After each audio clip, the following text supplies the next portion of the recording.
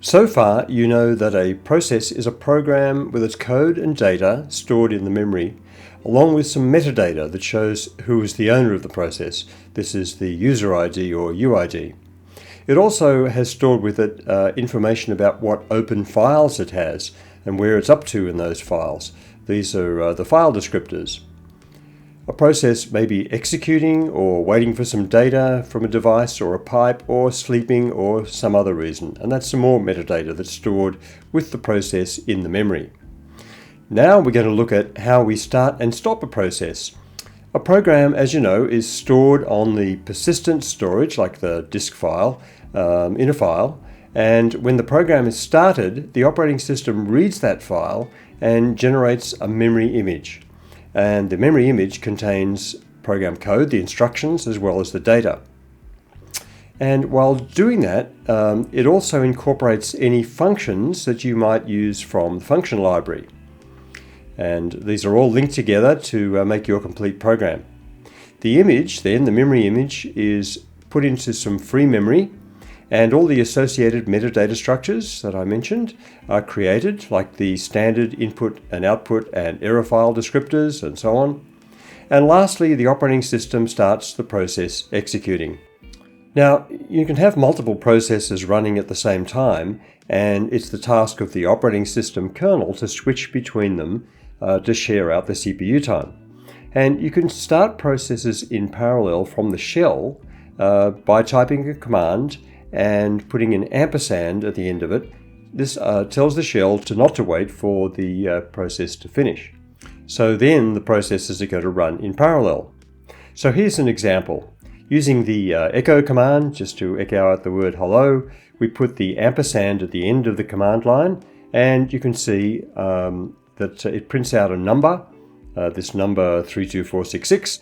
That is the process number. Each process running in the system is known by a number, the PID or process ID. You can see it then prints a $, and then it prints hello. Why does it do that? Well, hello is the output of the echo command above. The $, says that the shell is now waiting for another command to be typed. That's the command prompt. Now, Unix has a number of system calls that manage processes. Remember that a system call is just like a function call to the operating system, except the privilege level switches from the user to the superuser, and execution continues inside the operating system kernel code. The main system calls for managing processes are the fork, the exec, and the wait system calls, and I'll describe each of those now. This it gets a bit complicated, so you have to concentrate, and I'll go through an example of the using the fork and exec system calls. But basically the fork system call creates a new process, and we call that new process the child. The original process is called the parent. Now the child is created in a new memory image, but the contents of the memory image are identical to the parent. So when you call the fork function, the parent's memory is copied completely to make the child process. Also, the metadata is copied completely except for a few things. For example, obviously it's going to have a different process ID, and it's going to have, the amount of CPU time it's used is going to start off at 0, and so on. But this means that the child process, the new process created by the fork system call, even though it's exactly the same memory, it's going to share the same open files. So after the fork call, both the child and the parent process continue the execution as if the fork function had returned. The only difference is that in the child, the fork function returns a 0, but in the parent, the fork function returns the process ID, which is a small integer, of the child. And so the parent can then knows the process ID of the child and can interact with it. So now after the fork system call, we have a copy of the parent process running as the child. This is okay, but do we really want two identical copies of the same process? So my echo would have two echoes running. That's not very useful. We want to be able to run other programs. It's much more useful to be able to run another program instead of the child. So we do this by, inside the child program, calling the exec system call. This is the second system call that I mentioned. And we call that inside the child. Now, exec comes in several versions, but basically they all specify what program to execute, and they do this by giving a path name to the file that's to be used to run. But some of the versions of exec specify program arguments, some specify the shell environment, and so on. But they're all the same. They run a process that replaces the child process. The memory image is completely replaced by the new program, and the exec call is just like a simple transfer of control. The calling process, the child, is now completely replaced by the new program. The last system call is the wait system call, and what this does is it suspends execution of a process until one of that process's child processes, exits. So it's waiting for the child to come home, waiting for the child to finish, and then it will the wait will return, and it will be able to find out the details of the child that returned, any error codes, and so on. If a child process happens to terminate and the parent is not waiting for it using the wait call, then the child enters what we call the zombie state and just hangs around waiting until a parent process calls the wait call and is able to sort of get that information back. Now, from now on, I'm going to be showing examples of the use of system calls using the Python programming language. It's much easier using a high-level language like Python than for me to delve into the low-level instructions or anything like that. You'll still get the idea using Python. Now, Python is a very powerful, easy to use, and easy to learn language. There are many resources on the web to help you learn Python, and I plan to do a few videos on Python in the future. If you don't know Python yet, don't worry. If you have any programming experience at all, you should be able to follow my examples that I give in this video anyway. So let's go through the example of starting another process from a Python program. When a program is started from the shell, the arguments are passed on the stack and can be accessed by the program. In my video on shell environment variables, I'll explain exactly how that works. When a program is started from the shell, the arguments are passed in the list argv, which is available in the sys module. So look at this example. We import the sys module, and then if we print out one of the elements of this list, this sys.argv list, it's the arguments to the process. The 0th argument is the name of the process as it was started. And 1 will be the first argument, 2 the second argument, and so on. So if you look at this example, we import sys, we print first argument is sys.argv brackets 1, and that will print out the first argument. Now, Python also has functions in a module that allow it to call system calls. So, for example, we've got the ability to use the fork, the exec, and the wait system calls from within Python. This allows us to create a new process and wait for it to complete. The Python OS module is what contains these functions.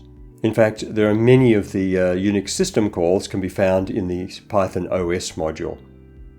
So I'm going to talk about the os.fork, the os.exec, one variant called the exec.le, which gives you the file name to execute, the arguments, and the shell environment variables.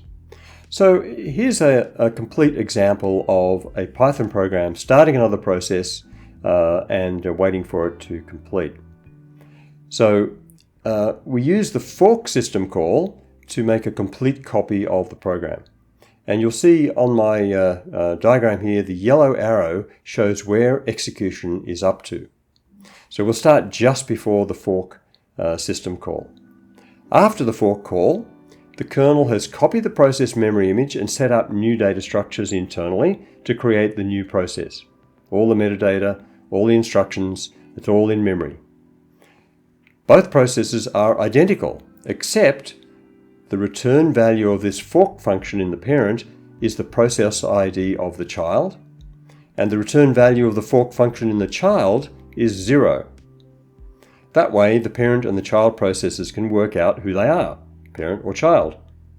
The Python program then tests the process ID in the parent process, because it got the non-zero process ID of the child, and it prints a message and then calls the wait function to wait for the child to terminate.